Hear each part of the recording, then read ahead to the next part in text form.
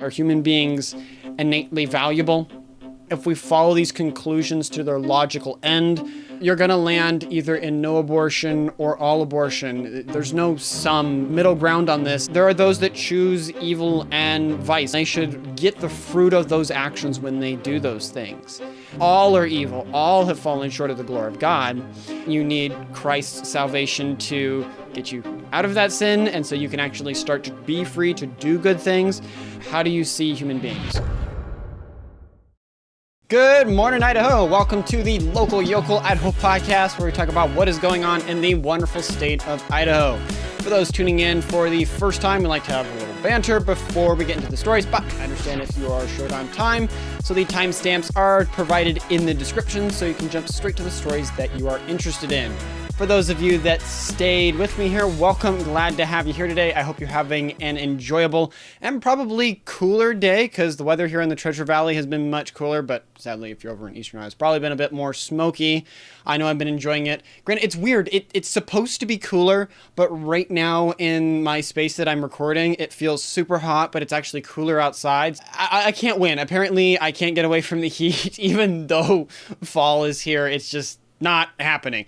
But for those of you over in Eastern Idaho, hopefully your lungs are recovering. I know I was over at Emmett earlier this last week, and I saw the big mushroom-looking cloud from some of the fires that you're having over there. So hopefully, as of you listening to this, they're getting that a little bit more under control and it isn't all over the place, which is just sad to see all those fires and stuff that are going on. But also, speaking of sad things, something I wanted to touch on there. This is sadly going to be the last Sunday show we're going to do. The main reason being is that things are evolving into a different category of what we're doing. We're going to be moving towards some new things that are coming up, so don't worry, there will be stuff on Sundays. We're going to be moving towards having weekly interviews that are released on Sunday evenings with prominent people, be it politicians or local business owners or whatever thing is going on very actively in the news cycle, so that you guys can put a face to some of these things and have the dynamic. I feel like it's better when you're talking to a person and having that. And then some of the stuff we've done here in the Sunday show, we'll take bits and pieces of it and use in other places. Perfect example being like Idaho Bill Breakdown. That will totally continue. It just won't be couched in the Sunday show. It'll be its own separate video that comes out on the YouTube channel, and we'll probably refer to it. You can check that out if you're not one of the podcasty persons. Plus, I think YouTube does podcasting or stuff now, and it hooks into YouTube Music, so you might be able to still listen to those on audio only if that's the way you like to consume it. But hey, at least it's YouTube. That's where everyone has it. It should be over in Rumble and stuff. Granted, there may be a small gap between this transition here where we're trying to line up people to record and figuring out stuff and doing it for the first time. So next week there may not be something on Sunday. If not, my apologies. If there is, great, we pulled it off, but we will find out. Sometimes you just got to take the jump and go for it. But yeah, don't worry. The midweek report's going to keep going on, and the Idaho Bill breakdowns will continue. Speaking of the Idaho Bill breakdown, and moving on to our next segment here, and also moving on from last week's childhood-related bill that we talked about and into young adulthood and college, which a lot of you are enjoying that right now with the new school session coming in.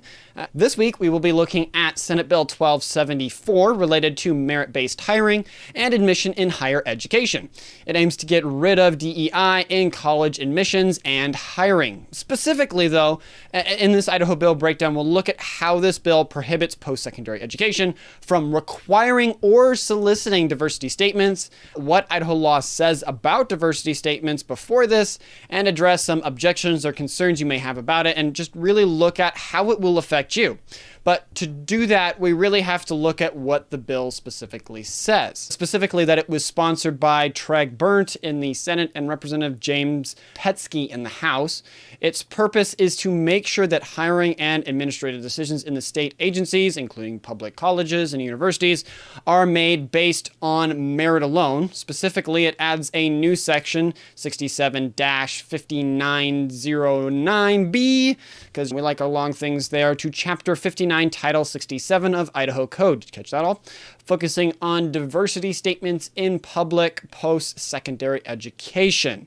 So That's overview. Now, getting into the specifics of how it goes about doing that. 1, it prohibits requiring or soliciting diversity statements in the following categories: in the admission process, employment applications, hiring process, contract renewals, promotion, participation in or decision-making functions. So basically, in most aspects, you can't use diversity things as a means of quantifying good or bad, or if you hire or not.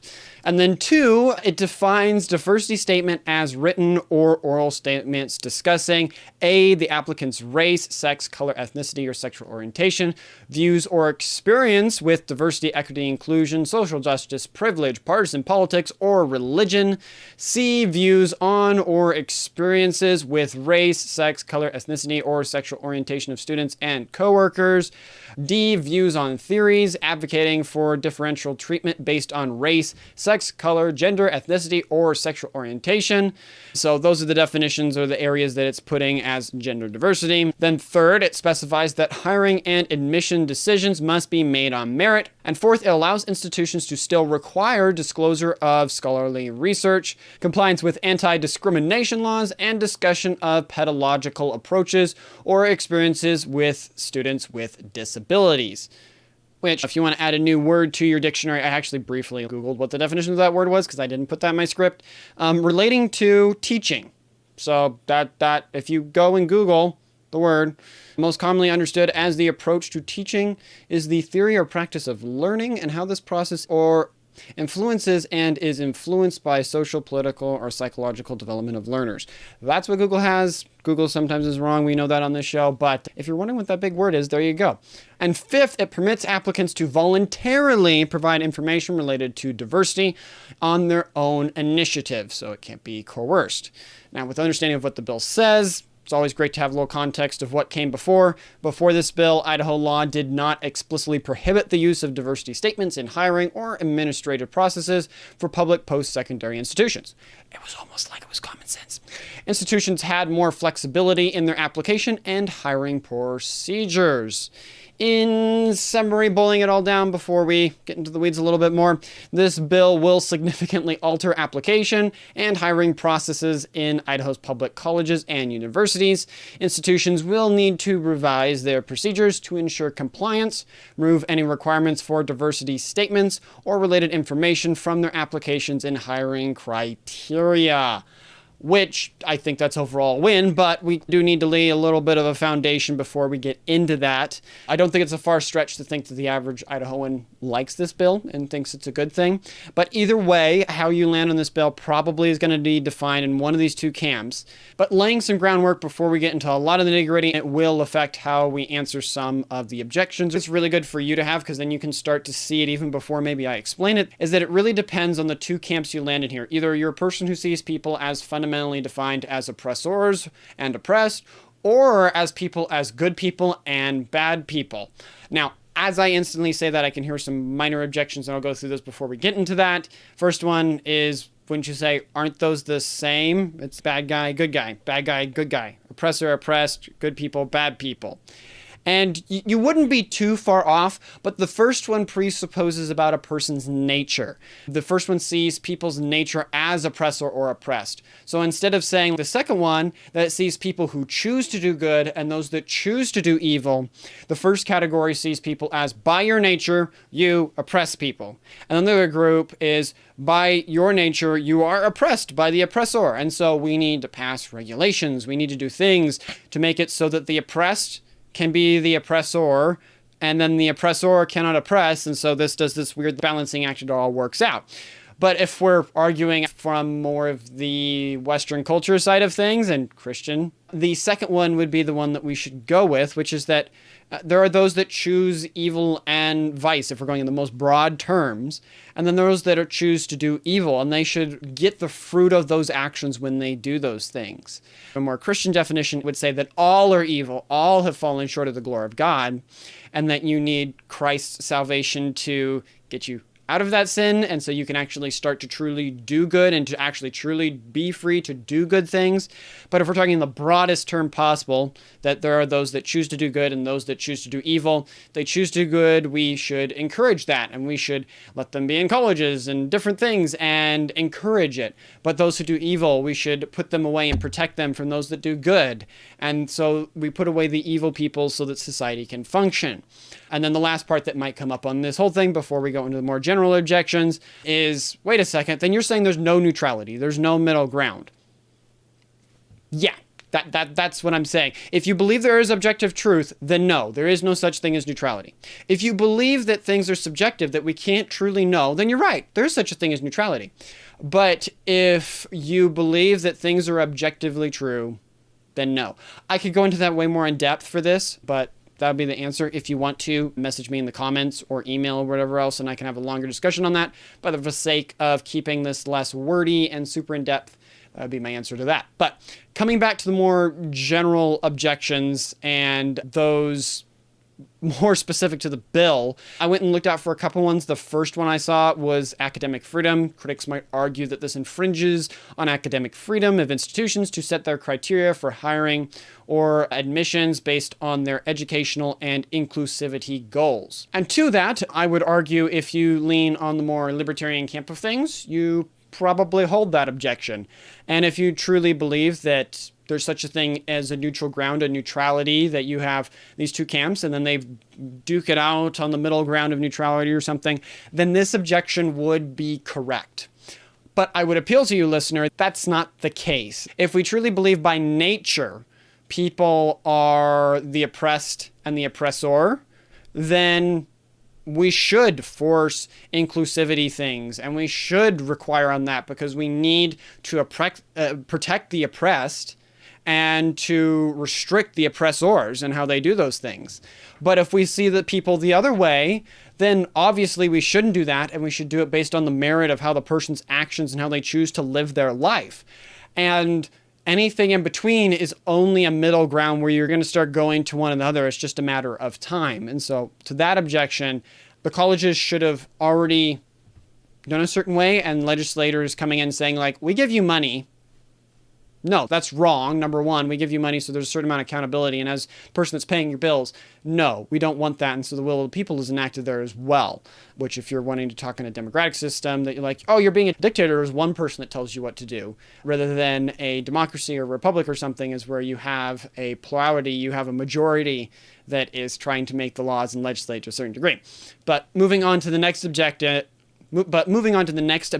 diversity and inclusion, opponents would likely argue that diversity statements are a tool for promoting inclusivity and understanding cultural competence, which are available in educational settings. Removing this requirement might be seen as a step backward in fostering diverse environments.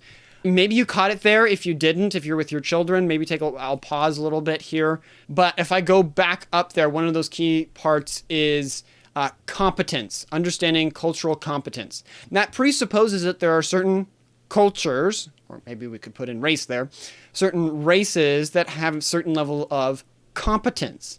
And so you, because of the oppressor and oppressed, you have to have these regulations in place to make it a free and level and diverse, or whatever you want to call it, or inclusion group. But there again, if we fundamentally see people as not based on their cultural or their race ethnicity, that it is on their merit of how they act, then we see here a very different approach, and we would probably argue that this bill is good, which is what I'm arguing for a little bit. But then moving on to the next objection, the next one was probably be limited progressive policies, or limiting progressive policies. There might be concerns that this bill is part of a broader movement to limit initiatives aimed at addressing systemic inequalities or promoting diversity, equity, and inclusion within educational institutions. This objection fully warranted, and actually I would say it's right. Yeah, there is a limiting of progressive policy in the state of Idaho. We're a conservative state, and the people in Idaho don't think that we should have progressive policy in education. If you disagree with it, that's where the legislative process comes in, and you get involved and you fight with your ideas on the floor and hopefully win that and win races and push those forward. And welcome to civil politics there. But Idaho is not progressive. We are conservative generally in state, or at least libertarian, or a mixture of both. A growing trend of that would be nationally, people in politics don't want that. They think it's wrong. They're not convinced by it anymore. And that's upon the more progressive side to make the argument that it's good. But if we're talking about an objection or a concern, then it's a warranted one because it is happening. And then that brings us to our last objection here, which is impact on campus climate. Critics could point at such policy that might make campuses less welcoming to underrepresented groups, potentially infecting enrollment or employment from diverse candidates who value institutional commitment to diversity. Which, the nucleus of that argument, it seems to me, is twofold. One being, we're going to have less people that are going to come, and two, we're going to have less underrepresented candidates and stuff because we're not going to have the things that attract them. And I think the answer to that objection is, if you're in the first camp we've been talking about, oppressor oppressed, then this would be seen as a bad thing. But if you're in the camp, which I would argue most Idahoans are in, that there are good people and bad people based on their choices, that this is basically, we don't want them in higher education. Higher education should be for people that are seriously about the truth. And if they're so interested at looking at oppressor and oppressed and doing this weird game, which all of us for most of human history knew wasn't the case, we don't want them in higher education. And that's what the legislature is saying through as being an extension of the will of the people acting as they have voted for those representatives. Also, one point I didn't have in the script, and it's something to be warranted with this bill says colleges aren't supposed to do this, but it doesn't have any punishment. Technically, it'll be a law in the books, so in theory, courts could go after them, and there could be lawsuits, and there could be things, but the bill as it stands does not have any penalty for breaking this, besides maybe someone suing or saying it's on the books and you're not supposed to violate it. So it'll be interesting to see how that goes. I'm on the fence if they should have added teeth or they did add teeth. It may have been taken out in committee or something because it was a contentious issue. It's better probably to get this in than not have it at all. That probably means in the future we're going to see some colleges that are going to be like, oh, there's no teeth. We're going to do it and see if someone calls our bluff on it because we have a bunch of funding. We'll see where that goes there. But coming out of the objections and really coming to what this means for you as the average Idahoan, and specifically for a student when you're applying for public colleges and universities, you won't be required to provide diversity statements or related information during the admission process. So for job seekers and those applying for positions at post-secondary institutions, you will not have to provide diversity statements or related information as part of your application or interviewing process, or should never anyway, as long as they're not calling our bluffs. And for employees that are currently at these institutions, you probably won't be required to provide diversity statements for contract renewals, promotions, or participating in administrative functions, hopefully. Hopefully, that's the key part there.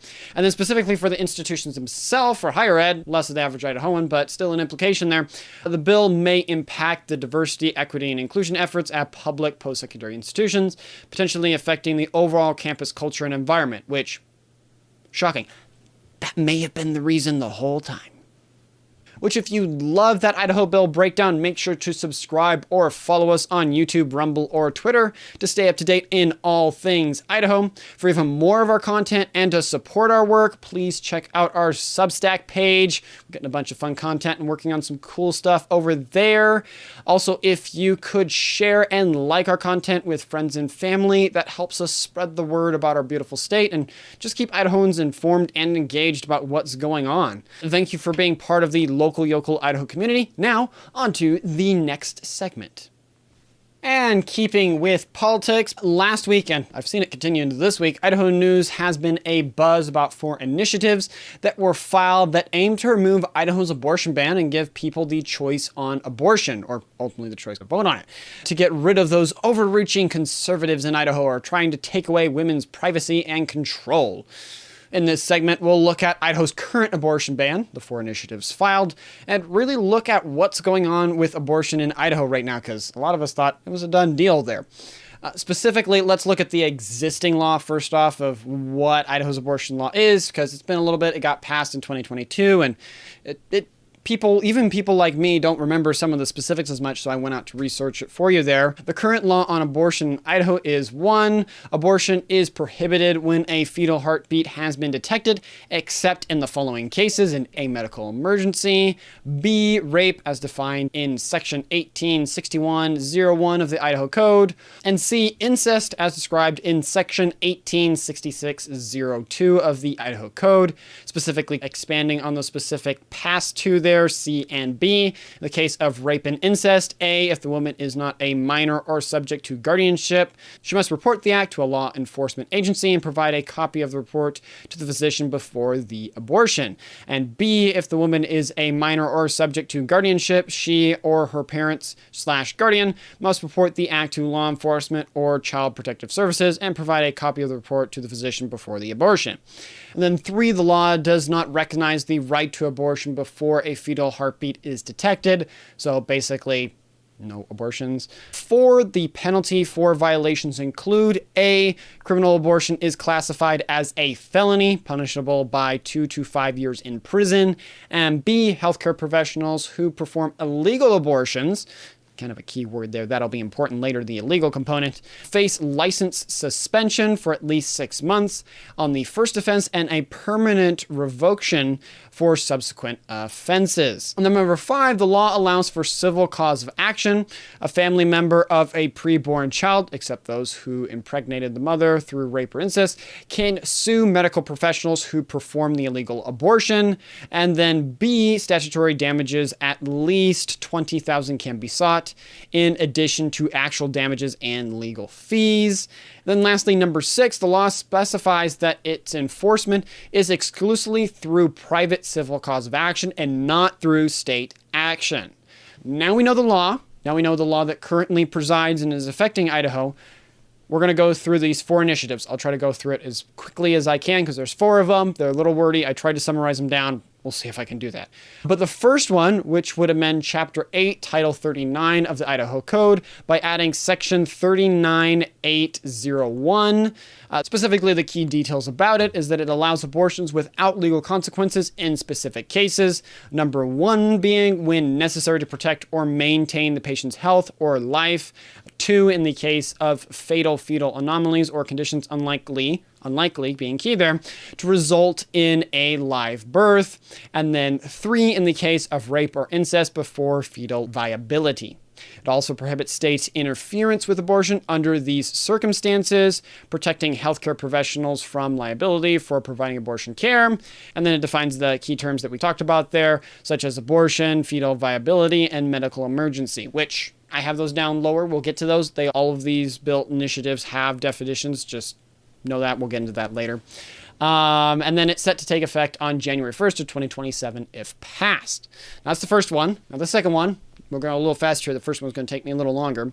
It proposes to amend the same section, Chapter 8, Title 39 of Idaho Code, and add Section 39801.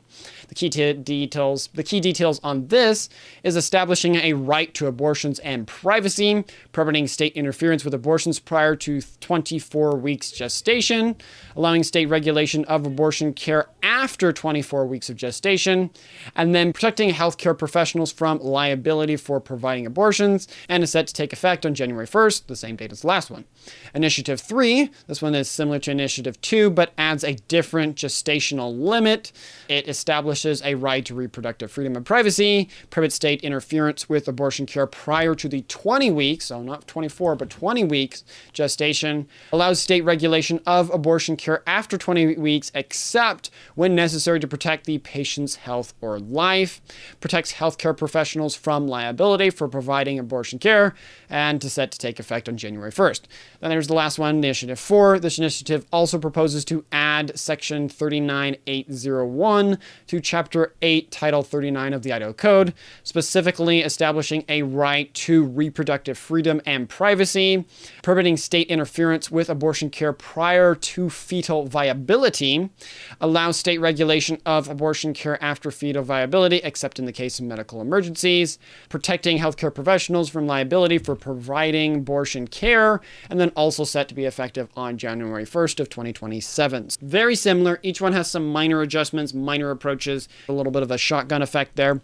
But one part before we get into breaking that down, I wanted to get in is really looking at these definitions, because the bills do have them, but each one's just little tweaks there. The first one they define in there is abortion or abortion care, depending on how you want to go with that. Initiatives 2, 3, and 4 use identical language, quoting the definition here. Quote, means the use of any means that are consistent with widely accepted medical standards necessary for the procedure or treatment to intentionally terminate a pregnancy, end quote. So definition for abortion. Initiative 1 has a slightly different definition for abortion. Quote, means the use of any means that are consistent with commonly accepted medical standards necessary for the procedure or treatment to intentionally terminate a pregnancy. So a slight change there. Very similar. The main thing that's changing there that there are consistent with widely accepted. The other one is that consistent with commonly accepted. So a little bit of a different language change, which can have some effects there. The next one is contraception. All 4 initiatives use the identical definition, which is, quote, that contraception, quote, means an action taken to prevent pregnancy, including any drug, device, procedure, or biological product intended for the use in the prevention of pregnancy, end quote. So that's their definition of contraception. Fertility treatment, all 4 initiatives use the identical definition, which is, quote, means medications and procedures consistent with an established medical practice in the treatment of infertility by a licensed healthcare professional, including in assisted reproductive technology, included but not limited to in vitro fertilization, end quote. And then for the definition of healthcare professional, all 4 initiatives use the same definition, quote, means of any person licensed, certified, or registered by the state of Idaho to deliver health care, end quote. Miscarriage, all 4 initiatives use the identical definition for this, which is, quote, means treatments and procedures consistent with an established medical practice in the treatment of a complete or incomplete spontaneous miscarriage by a licensed healthcare professional. And then the last one here of the definitions, physician, all 4 definitions use the same one for this one as well, which is, quote, means a person licensed to practice medicine and/or surgery or orthopedic medicine and surgery in the state as provided in Chapter 18, Title 54 Idaho Code, end quote. Which, now that we have those definitions there, what would it take for either of these to get on the ballot, or any of these, I should say, to get on the ballot? The first thing is signatures. The initiative would need to gather approximately 64,000 to 65,000 valid signatures from registered Idaho voters. The exact number, however, is up in the air. It just has to be 6% of the registered voters from the previous general election. So based on the election we have this year, need 6% of that. Then the other requirement is distribution. Signatures must be collected from at least 18 of Idaho's 35 legislative districts, with at least 6% of those registered voters from each of those districts signing from the previous election. As for the submission and timeline of this, the coalition has about 18 months prior to collect the required signatures after receiving approved ballot titles from the Attorney General's office. Bunch of words. I know I went really deep, but I wanted to make sure you had all those details in front of you as we're going through this. With all those details, you might be wondering, why on earth have these initiatives come up? We're in a really red state. Why is this showing up? The first thing I found when researching for this is that there were 6 air transports due to pregnancy complications in 2023, which were up from the 1 that happened in 2022. Yes, the bill got passed in 2022, but it didn't go into real effect until 2023. Overall argument for that is that this bill is causing some issues with the medical system, that they're not able to properly treat the person as they ought to treat them in a sense, and so they have to fly them to different hospitals when certain complications come so that the hospital doesn't get legal things going on. I'm specifically quoting the maternal fetal medicine specialist, Dr. Stacy Seibe, from the Idaho Capital Sun article, quote, there are times when they may not even need the procedure, but we can't predict that. We can't predict how quickly their status might change, she said. I think it is a great hardship. It's an extra expense to our medical system, and it doesn't make sense why something I've been doing for 30 years of my career is now taboo. So from that, the Idaho Capital Sun got this, because they, in their article there, which is linked below, there's that quote, and then the Idaho Capital Sun got this bit on top, and you can see where the logic is getting inferred there.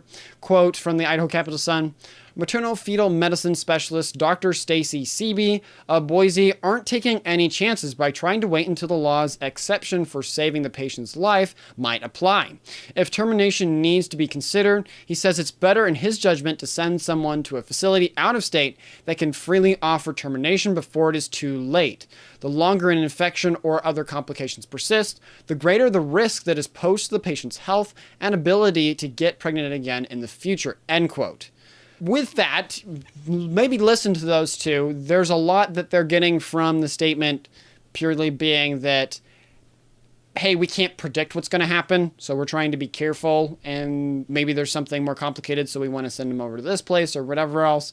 But they're getting that has to do that it's complicating the process. That's what the Idaho Capital Sun's getting. I think it's a bit of a stretch from that, but the takeaway I would give with this overall for why the bill is showing up, independent of that reason with the medical part, I would just say that's a matter of the hospitals are being a scaredy cat about it, and there's not going to be an issue at all. If you've taken every step you can for the life of the mother and for the life of the baby, you ought to try to save the child. If you're saying the child only had a 2% chance of living, they're made in the image of God, like we talked about earlier. It's an important bit, and we'll get into that more.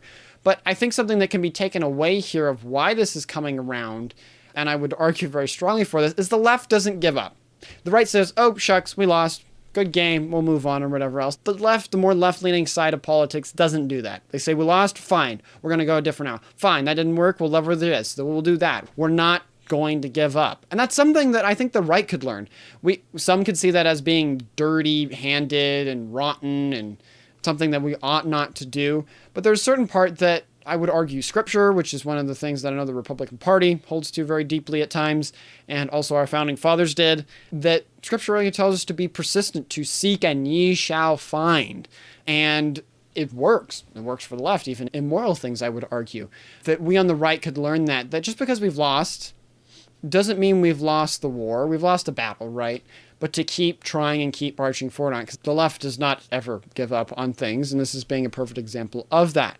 And as I alluded about the fundamental part, if we fundamentally see human beings as image bearers of God, that more human beings on the earth is a good thing, then we should do everything in our power. If there's a 2% chance that baby could live, then as the doctors, as the medical establishment, as our laws and legislation, we should give it our all for more human life to be brought into the world. But if you're on the other side of the aisle, and you might see human beings as more of a scourge, a blot, a cancer on the earth, and that it is unsustainable to have more human beings brought onto this earth, and we need to limit it, and we need to be careful, and we need to be super intentional about it, right? Then, yeah, if there's a 2% chance, like we need replacement, we need more humans, yes, that is fair, it's very fair, but we don't want to multiply, we don't want to be greater. More human beings is not a good thing because we pollute and we do this and we do that and we cut down trees and we use resources and anywho, it gets into all that. Then yes, you'd just be like, no, don't save that. Or actually, let's prematurely kill the baby because you don't want it or you don't need it or whatever else. And let's talk about it in terms of fetus rather than a child and a human being that's sitting there in the womb. But that comes there again down to a fundamental understanding of how we look at the nature of humans and who we are. And that really boils it down simply to the plan that they're trying to do, and what's being attempted is to make some form of abortion legal in Idaho again. Now, each one of them may vary on how they go about it. Some of them might be more brazen about how they're going to do that. Some of them might be more light in how they're going to do that. But that's all of what they're mainly going at. And you're welcome to go down the rabbit trail on that. I thought about going down and breaking down each one and the implications of it. But I think the real takeaway of what this means and not getting down in that rabbit trail for you as the viewer, that it really, as we've talked about, it comes down to human nature. How do you see human beings? Are we just bodies? Are we just apes, really advanced creatures, and we don't have a body and soul? Or are we body and soul? And not only that, but we're made in the image of a creator, the creator who created us. And now that we have innate value. Depending on how you answer those, you will have a different response to this. And maybe it's something you haven't come. We all have presuppositions. Some of them we know, some of them we don't know. I would argue that those are the two hidden presuppositions, the fork in the road that you fundamentally have with this legislation and with the topic of abortion in general, is how do you see human beings? Are human beings innately valuable? If we follow these conclusions to their logical end, you're going to land either in no abortion or all abortion. There's no some middle here, especially with these logical conclusions that you're going towards about the nature of humans. Depending on where you're landing those, you're going to go one way or the other. Ultimately, I would argue to you that the middle ground on this is just a transition from no to all. Are humans innately good and ought to be more on the earth? Or are humans innately bad and a scourge and an evil, and we shouldn't have any more on the earth, or we should only barely have enough replacement so that we can do cool things but not burden it unduly? And if we follow these premises, these presuppositions to their logical conclusions, they will inevitably get us to no abortions or all abortions all the time. And that's something that people, especially here in Idaho, if this comes to the ballot in 2026, will have to decide. That said, I have to head out here. Thank you for tuning in to the entire show. Hope you found it both enjoyable and informative. If we missed any important things or got something wrong, please reach out to us via email at lyimedia@protonmail.com or on Twitter at @LocalYocalIdaho. We appreciate your support and feedback as we work to bring you the most interesting and important stories from across Idaho. That's all for now. Have a fantastic rest of your week. Godspeed.